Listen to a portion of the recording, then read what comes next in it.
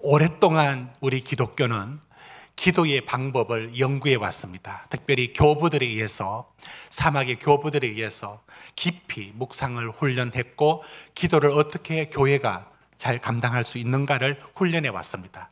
그런데 그런 놀라운 결과들이 이어지지 않고 단절되고 말았습니다. 왜냐하면 우리는 종교개혁이란 이름으로 지난 과거의 것들을 많이 단절했습니다. 단절해야 했습니다. 그런데 단절하지 않아도 되는 좋은 기독교의 전통을 그때 버리면서, 버려야 될 걸 버리면서 귀한 것도 섞여 버리고 말았습니다. 그 중에 하나가 교부들이 이어왔던 기도의 방법이었습니다. 수백 년, 천년을 가까이 지나면서 계속 훈련되어 왔으면서 이제 정리되었는데, 그 단계가 이름을 렉치온 디비나라고 부릅니다. 그 순서는 이렇습니다. 보여주십시오. 단순한 것 같지만 기독교는 성경의 종교입니다. 성경을 통해서 하나님을 만납니다. 그 방법이 말씀과 기도를 통해서 하나님을 어떻게 만나느냐가 저 네 가지 하나하나 속에 들어있습니다. 첫 번째, 말씀 읽기. 자, 말씀 읽기 한번 따라해 주십시오. 말씀 읽기, 렉시온. 그 다음 두 번째, 메디타티오라고 라틴어로 말하고, 세 번째, 오라토리오라고 하고, 그 다음 콘템폴로 라티오라고 하는 라틴어로 이름을 붙이면서 하는 저 네 가지 방법이 계속 연구되고 발전되어 왔습니다. 그리고 저건 이제 하나의 좋은 방법으로 우리들이 기도할 때 사용해야 되는데, 많은 이들이 주여 삼창의 기도는 배웠는데 저 렉치온 디비나의 방법으로 말씀을 묵상하면서 그 말씀으로 기도하는 것들을 오늘날 교회가 이어받지 못하고 많이 허지부지 되었습니다. 그러면서 이제 다른 방법으로 말씀을 묵상하는 많은 방법들이 있어 왔지만, 저 전통이 가장 검증되고 오래된 많은 교부들의 노력으로 만들어진 것입니다. 그런데 제가 오늘 이 시간에 잠시 소개하고자 하는 게, 우리가 이렇게 밤낮 기도회 때 사용하고 있는 말씀으로 기도하기의 방법을 제가 이 시간에 잠시 소개하려고 하는 겁니다. 그런데 다시 보여주시면, 렉치오 디비나 보여주시면 말씀 읽기 할 수 있어요. 구송 기도하기 할 수 있습니다. 말씀 그대로 읽는 겁니다. 기도하는 겁니다. 그런데 중간에 묵상하기와 관상하기가 들어있습니다. 그런데 말씀을 읽었지 않습니까? 그 읽은 말씀이 묵상이라는 단계로 여기에서 그 말씀이 묵상이 되어야 되고, 묵상된 말씀을 갖고 기도를 해야 됩니다. 그래야 이기적인 기도가 아니라 하나님 뜻을 쫓아가는 기도가 되는 겁니다. 그리고 관상으로 넘어가는데, 우리의 어려움이 뭐냐면 묵상과 관상을 아무리 가르쳐도 제대로 할 수 있는 분들이 별로 많지가 않다는 데 있습니다. 너무 귀한 방법이고, 이제 저 훈련은 충분히 가치가 있고요. 지금도 캐톨릭은 피정이나 이름으로 가서 저 훈련을 받고 있습니다. 우리도 저 훈련은 교부들의 공동의 재산이기 때문에 그들은 캐톨릭이 아닙니다. 우리 겁니다. 그런데 종교개혁 때 잠시 등한시했던 부분이죠. 저걸 우리가 해야 되는데 못하고 있습니다. 제가 오늘 말씀드리는 건 뭐냐면, 오늘 성경 암송 대회가 있습니다. 성경 암송이 왜 기도하고 연관되어 있는지를 제가 말씀을 드리려고 오늘 얘기를 나누고 있습니다. 그런데 묵상하기와 관상이 방법을 설명을 해도 이해가 잘 되지가 않고 제각기 다르게 이해를 하고 있으니까 묵상하기를 가르치다가 포기하고 관상은 아예 시도조차도 못해버리고 맙니다. 그래서 우리 교회는 저 방법을 어떻게 헤쳐나갔느냐면, 묵상하기와 관상은 들어가지 않고 묵상하기를 어떻게 하느냐면, 말씀을 읽으면서 반복해서 읽으면서 묵상이 되게 하자는 겁니다. 이건 다른 분들도 얼마든지 할 수 있지만 저는 제 나름대로 개발한 방법입니다. 그래서 지난 우리 시차례 때 저 방법을 37개 기도책을 만들어서 교회 전달도 해봤습니다. 그런데 말씀을 읽으면서 그다음 반복하여서 읽으면서 묵상이 되지 않습니까? 그 묵상을 그대로 기도로 가져가서 기도하자는 요 설명이 더 이상 덧붙일 것도 없고 저게 전부입니다. 저게 전부인데 왜 저 방법을 쓰느냐면 시편은 이 묵상을 반복해서 읽는 것을 묵상이라고 말을 하고 있기 때문에 그렇습니다. 보여주십시오. 시편에서 말하는 묵상은 읊조리는 거예요. 반복해서 말하는 것, 소리 내어서 들리도록 하는 것. 예를 들면 하나씩 보여주십시오. 오직 여호와 율법을 즐거워하여 그 율법을 주야로 묵상하는도다. 주야로 묵상하는도다. 자, 이제 묵상이 어떤 방식으로 이루어지는가 보실까요? 시편 39편 3절 같이 읽어봅시다. 시작. 내 마음에 내 속에서 뜨거워서 작은 소리로 엎조릴 때 불이 붙으니 나의 혀로 말하기를. 엎조리는 것. 그 다음 3번 4번 같이 읽읍시다. 시작. 내 입은 지혜를 말하겠고 내 마음은 명철을 작은 소리로 엎조리로다. 시편 63편 6절 시작. 내가 나의 침상에서 주를 기억하며 새벽에 주의 말씀을 작은 소리로 엎조릴 때 하오리니. 5번 6번까지만 읽겠습니다. 시작. 나의 혀도 종일토록 주의 의를 작은 소리로 엎조리오니 나를 모해하는 자들의 수치와 모를 당함이니이다. 시편 77편 12절 시작. 또 주의 모든 일을 작은 소리로 엎조리며 주의 행사를 낮은 소리로 되뇌이다. 제일 끝에 보여주십시오. 13번째인가? 제일 끝에 같이 읽어봅시다. 시작. 주의 말씀을 조용히 엎조리려고 내가 새벽녘에 눈을 떴나이다.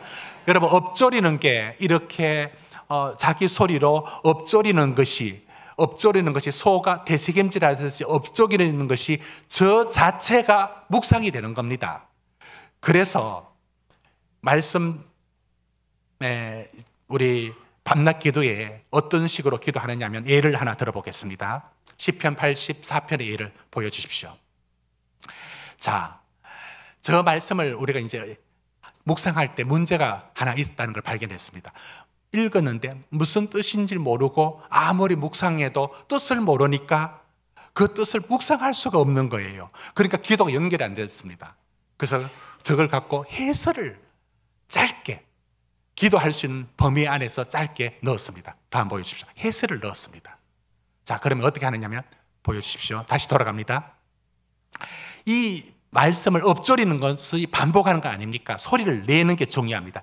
소리는 내 입으로 내지만 내 귀가 들려야 됩니다. 그래서 소리는 더 들어야 합니다. 자, 그래서 소리를 내어서 5번, 물론 더 할 수 있습니다. 그러나 3번, 4번, 5번을 해보면 적당하게 느껴집니다. 5번은 읽습니다. 읽었죠? 5번 읽고 하는데 저걸 그냥 5번 바로 읽는 게 아니라 처음에 한 번 읽습니다. 그리고는 해설을 읽습니다. 다음 돌아가십시오. 다시 돌아갑니다. 본문으로. 이것을 4번을 더 읽습니다.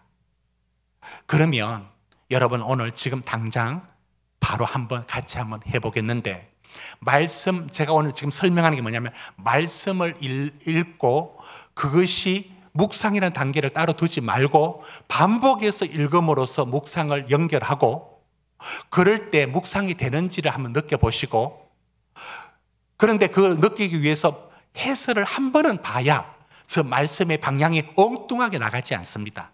이 방법 그대로 우리 지금부터 한번 해보겠습니다. 오늘 짧게 하라 했는데 해보겠습니다. 자, 지금 먼저 시편 84편 5절 6절을 한번 읽습니다. 시작. 주께 힘을 얻고 그 마음에 시온의 대로가 있는 자는 복이 있도다. 그들은 눈물의 골짜기로 지나갈 때 그곳에 많은 샘이 있을 것이며 이런 비가 복을 채워주나이다. 해설로 갑니다. 해설 제가 읽겠습니다. 하나님께 나아가 예배하며 하나님의 도움을 구하는 자는 그 마음에 시온의 대로가 있는 것과 같다. 지금은 눈물 골짜기로 지나갈지라도 그것을 오히려 많은 샘이 나오게 하실 것이다. 지금 눈물 나게 하는 일들로 인해서 더 큰 복을 받게 하실 것이다. 해설 들었습니다. 이제 여러분들은 저거를 4번을 반복합니다. 아까 그 속도로 시작. 주께 힘을 얻고 그 마음에 시온의 대로가 있는 자는 복이 있도다. 눈물의 골짜기를 지나갈 때에 그곳에 많은 샘이 있을 것이며 이런 비가 복을 채워 주나이다. 아멘. 주께 힘을 얻고 그 마음에 시온의 대로가 있는 자는 복이 있도다. 그들이 눈물 골짜기로 지나갈 때에 그곳에 많은 샘이 있을 것이며 이런 비가 복을 채워 주나이다. 아멘. 주께 힘을 얻고 그 마음에 시온의 대로가 있는 자는 복이 있도다. 그들이 눈물 골짜기로 지나갈 때 그곳에 많은 샘이 있을 것이며 이런 비가 복을 채워 주나이다. 아멘. 마지막, 주께 힘을 얻고 그 마음에 시온의 대로가 있는 자는 복이 있도다. 그들이 눈물 골짜기로 지나갈 때에 그곳에 많은 샘이 있을 것이며 이런 비가 복을 채워 주나이다. 아멘. 제가 저 내용을 그대로 담고 기도하겠습니다. 같이 기도합시다. 하나님, 어디서 힘을 얻겠습니까? 주님이 나의 힘이 되지 않으면 견딜 수가 없습니다. 주님, 지금 우리 성도들이 걷고 있는 이 길이 눈물의 골짜기라 하여도 그곳에서도 하나님이 준비한 은혜의 샘물이 있을 줄로 믿습니다. 하나님, 은혜의 샘물을 맛보게 하여 주옵소서. 오히려 이 길이 더 복이 되게 하여 주시옵소서. 하나님, 오늘 주신 말씀으로 기도하오니 내 삶에 시온의 대로를 열어 날마다 주를 찾게 하시고 주님을 바라보게 하시고 예배 자리를 사모하게 하소서. 주를 사모하여 시온의 대로가 있는 자의 길을 하나님만 복 주시고 내 인생의 길도 열어주실 줄로 믿습니다. 막힌 곳이 어디 있는가 고개를 갸우뚱거리지 말게 하시고 내가 하나님을 향한 시온의 대로가 있으면 주께서 내 길을 열어주실 줄로 믿습니다. 은혜의 샘물, 은혜의 강이 눈물의 골짜기에도 예비되어 있음을 보게 하시고 지금 육체적인 고통과 또 항암과 여러 일들로 이 과정을 골짜기를 지나고 있는 성도들에게 은혜의 단비를 내려주시옵소서. 그 물로 새 힘을 얻어 일어나게 하여 주시옵소서. 예수님의 이름으로 기도합니다. 아멘. 제가 앞에 읽으면서 묵상했던 말씀들을 여러 삶의 형편들을 가져와서 기도한 겁니다. 이렇게 이제 1시간 동안 14번 정도의 저 기도를 하도록 우리가 밤낮 기도의 책이 만들어져 있습니다. 제가 오늘 이 말씀을 드리는 마지막 결론은 이겁니다. 그래서 오늘 하게 되는 성경 암송은 성경 암송의 암기력 테스트도 아니고 그건 지적인 능력의 테스트도 아닙니다. 성경을 암송한다는 것은 하나님 앞에 기도로 나아가는 힘을 여기서 얻게 되고 이 기도의 화살을 전통에 갖고 있는 사람들은 여러분 기도하다가 언제든지 이 화살을 뽑아서 원수를 향하여 쏠 수 있는 것처럼 말씀을 언제든지 뽑아서 사용하는 게 가능합니다. 그래서 외웠던 암송만이 내 삶에 언제든지 쏠 수 있는 화살 당기는 것을 전통이라 하죠. 그 전통의 화살 같아서 그 말씀이 사용됩니다. 그래서 오늘 성경 암송은 하나님 앞에 기도로 나아가도록 우리가 훈련되는 한 과정이고 어떤 훈련보다도 유익합니다. 그래서 성경 암송은 오늘 참여하는 모든 분들이 암기력 테스트가 전혀 아닙니다. 오직 하나님께 기도로 나아가고자 하는 우리의 노력들의 결과이고 노력의 과정인 것을 오늘 말씀을 전합니다. 제가 기도하고